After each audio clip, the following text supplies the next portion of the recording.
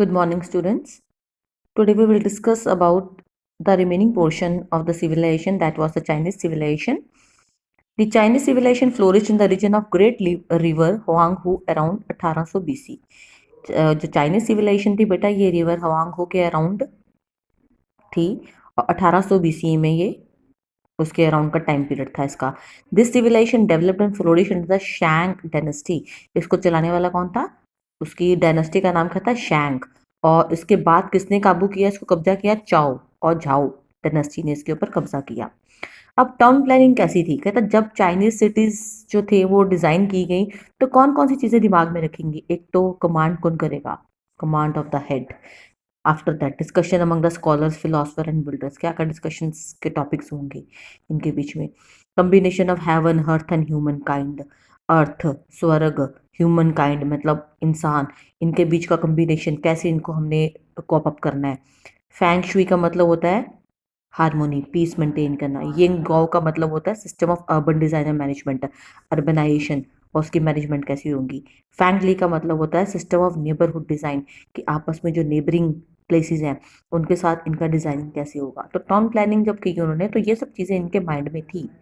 The courtyards occupied integral place in planning. मतलब जो कॉर्टयार्ड्स होते हैं वो एक प्रोमिनेंट प्लेस थे इनके प्लानिंग के अंदर.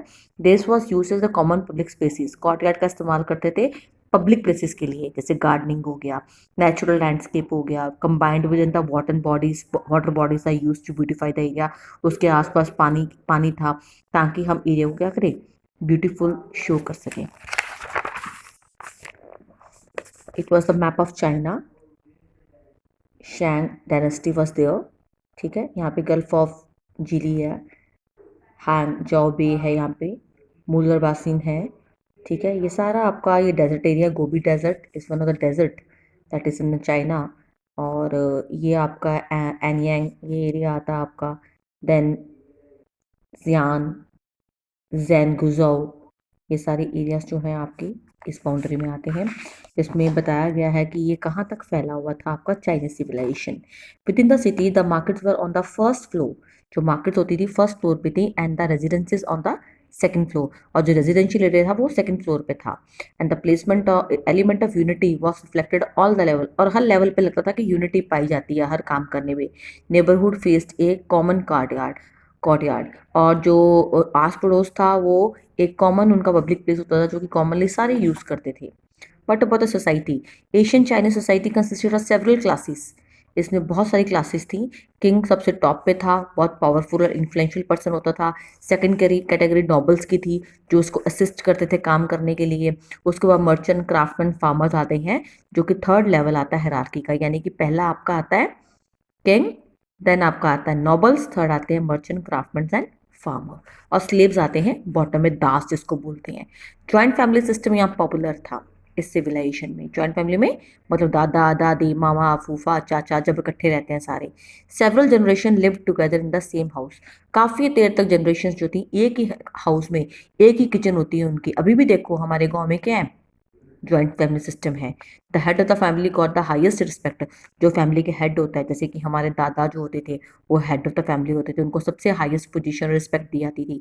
Asian Chinese followed by the clan system. यहाँ पे कौन सा सिस्टम चलता था? Clan system. Religious belief, religion में कैसा इनका था हाथ? Chinese worship the various forces of the nature.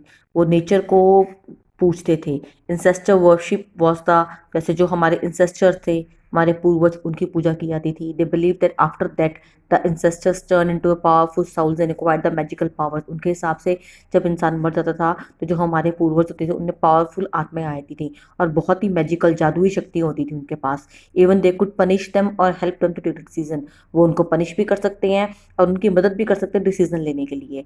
Most interesting aspect of the old Chinese religion was consulting oracles. इनके क्या थे? प्रीस्ट होते थे. ओरेकल्स का मतलब क्या होता है? पुजारी. इनको कंसल्ट करने के लिए. हु न्यू द फ्यूचर, जो फ्यूचर बताते थे. This oracles were believe to be close to God. इनको माना जाता था कि भगवान के बहुत करीब होते हैं, भगवान से पूछ के बता देते हैं कि क्या होगा क्या नहीं होगा. They held a very respectable position in the society.